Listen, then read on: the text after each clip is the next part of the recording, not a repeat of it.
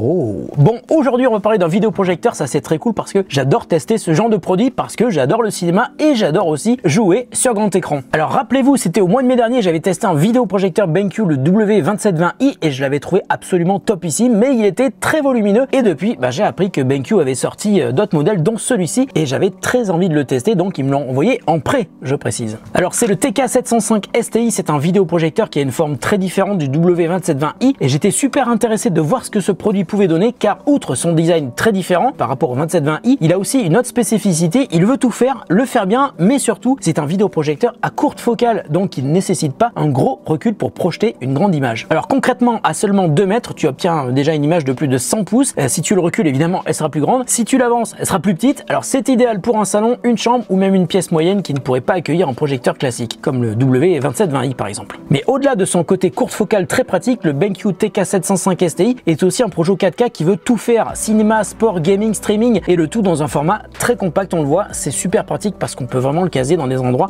un petit peu exigus. Côté design, on est donc dans quelque chose d'assez compact, BenQ a réussi à conserver un look élégant tout en intégrant une bonne ventilation et puis une optique qui est plutôt imposante à l'avant. Il pèse moins de 4 kg, il peut être posé sur un meuble, fixé au plafond ou même monté sur leur support orientable qui permet une rotation à 360 degrés et une inclinaison de 20 degrés. Bref, il est pensé pour s'adapter à ton espace sans que tu aies besoin de faire du bricolage un petit peu partout. Alors le TK705 STI est tellement complet sur le papier qu'il a vraiment de quoi faire rêver tous ceux qui veulent remplacer leur télé par une vraie expérience sur grand écran sans se prendre la tête et surtout avec une installation hyper facile. Et donc après l'avoir installé ici au bureau il y a quelques jours, je peux vous confirmer un truc, il est super facile à installer et à utiliser. Par exemple, dès qu'on pose le projo quelque part, il est capable de s'ajuster automatiquement, il détecte les obstacles sur son champ de vision, il fait la mise au point tout seul, corrige le trapèze et centre l'image en quelques secondes. Tu le poses, tu l'allumes et en gros il se débrouille tout seul pour t'afficher une image droite et nette. Alors je vais pas vous détailler toute la phase d'installation et de configuration parce que ça devient un petit peu classique, mais il y a un point qui est hyper important, il embarque Google TV et la phase d'installation est donc à la fois facile et rapide parce que tu peux tout faire avec ton smartphone, même si tu es sur iPhone, ça passe par l'appli Google Home et ça se fait en 2 minutes 30 chrono. Donc après plusieurs jours de test, allez, comment dire,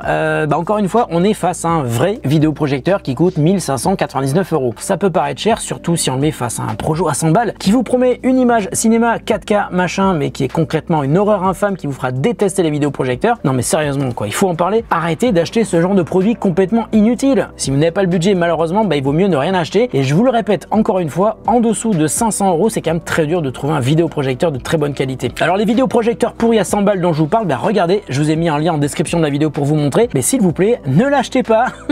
Si vous l'achetez, je le verrai et je serai vraiment pas content. Mais c'est juste pour vous montrer ce que ces marques de dub vous promettent en vous racontant des mensonges. De la 4K sur un projo à 100 balles, c'est tout simplement pas possible. Ça n'existe pas. Essayez de me prouver le contraire, mais vous verrez que j'ai raison. En revanche, je vous ai aussi mis évidemment un lien vers le projo BenQ parce que là, c'est validé. Oups, j'ai un petit peu spoilé la fin. Non mais vraiment, ce projo BenQ, c'est du lourd et c'est même du très très lourd parce que BenQ a mis ici tout son savoir-faire en matière de qualité d'image et ça commence par la colorimétrie. Le 705 STI utilise la technologie Cinematic Color avec une couverture de 98% de l'espace colorimétrique Rec 709 et une luminosité de 3000 lumens ANSI. Et si vous n'avez rien compris dans ces chiffres, ça veut dire que concrètement c'est super beau et super lumineux. Ça veut dire aussi que dans une pièce qui n'est pas totalement plongée dans le noir, l'image reste belle et vivante, les couleurs sont riches, elles sont naturelles et les tons de chair sont justes sans virer trop dans le chaud. C'est le genre de rendu qu'on trouve en général sur des vidéoprojecteurs qui sont beaucoup plus chers. Alors j'ai testé avec plein de vidéos que je connais par cœur, ça se voit partout. Toutes les couleurs de peau sont hyper naturelles, j'ai rarement vu Will Smith aussi beau et c'est un petit peu pareil pour moi, sauf quand je me regarde dans le miroir évidemment. Alors la résolution 4K par vobulation, c'est-à-dire par interpolation à partir d'une matrice 1080p, fait aussi la différence. L'image est très détaillée, sans effet de grille et les textes comme les sous-titres ressortent avec une belle netteté. Ah bah tiens, on oublie souvent les sous-titres, mais sur les dubs à 100 balles, exemple parfait,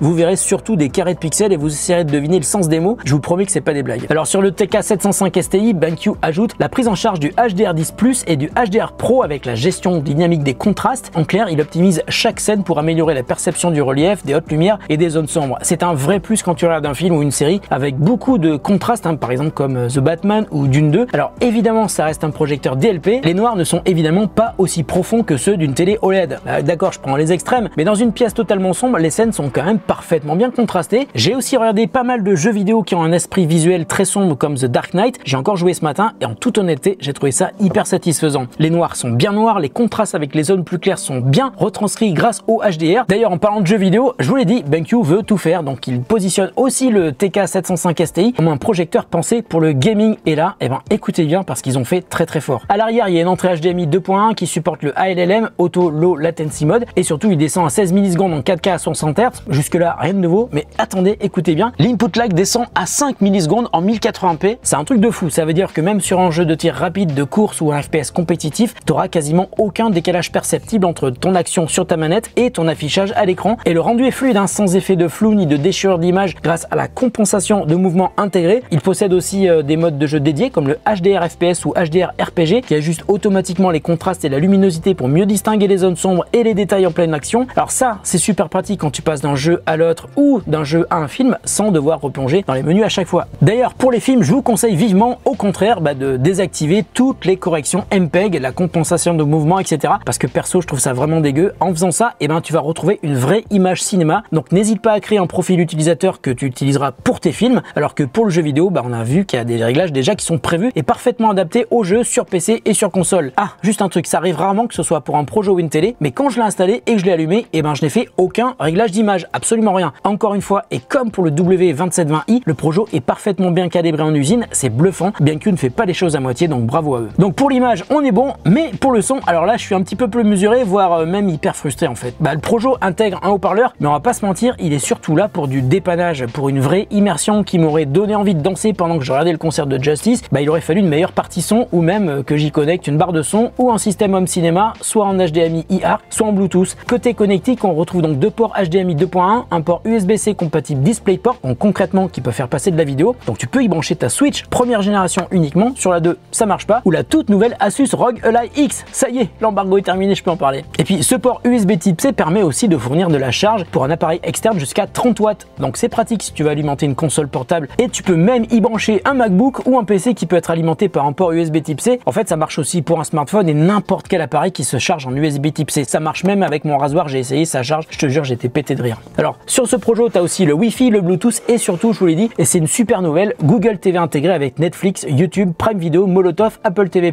Paramount+, HBO, etc., qui sont accessibles directement depuis l'appareil. Côté endurance, le BenQ TK705 STI utilise une source lumineuse LED donnée pour environ 20 000 heures en mode standard et jusqu'à 30 000 heures en mode économie. En clair, si tu l'utilises 2 heures par jour, tu peux le garder plus de 10 ans sans avoir à changer la lampe. Pour le Projo Dub à 100 balles, si jamais tu l'achètes, tu risques plutôt de le garder 10 jours environ. Au mieux, en fait, c'est toi qui le mettras dans un placard tellement tu seras déçu. Je te jure que j'exagère pas. Alors comme celui-ci, il s'agit d'un modèle LED, il n'y a pas de lampe à remplacer régulièrement, ni de perte brutale de luminosité avec le temps. L'intensité va baisser de façon assez progressive. Et pour le bruit, parce que pour un Projo, c'est primordial, c'est plutôt maîtrisé, environ 30 dB en mode lumineux, 28 en mode normal et 24 en mode écho. Alors c'est pas totalement silencieux, mais une fois que le film ou le jeu sont lancés, le souffle du ventilateur va très vite se faire oublier. D'ailleurs, le système de ventilation du TK705 STI est bien pensé. L'air chaud est expulsé sur le côté, ce qui évite les flux directement vers l'écran ou vers l'utilisateur. D'ailleurs, après même plusieurs heures d'utilisation, le châssis reste tiède, signe d'une bonne maîtrise technique. Bien joué BenQ. Bon alors tout ça, ça peut te paraître des détails, mais en fait non, ce sont des infos qui comptent. Moins d'entretien, moins de chauffe, et quand tu payes un Projo 1500 balles, t'as plutôt envie qu'il dure longtemps. Bon, en conclusion, le BenQ TK705 STI, c'est un petit peu le projecteur à tout faire, mais qui est plutôt excellent sur tout ce qu'il propose. Il est assez compact pour s'intégrer partout, assez lumineux pour être utilisé dans une pièce de vie, même s'il fait pas complètement noir. L'image est magnifique, la colorimétrie est super juste, et le fait d'avoir intégré Google TV en fait une solution complète sans besoin d'y connecter une Apple TV ou une box Android. Ce projecteur est super polyvalent, il est hyper simple à utiliser, il peut clairement remplacer une grande télé pour la plupart des usages, y compris le jeu vidéo, et ça, c'est hyper rare pour un vidéoprojecteur. Mais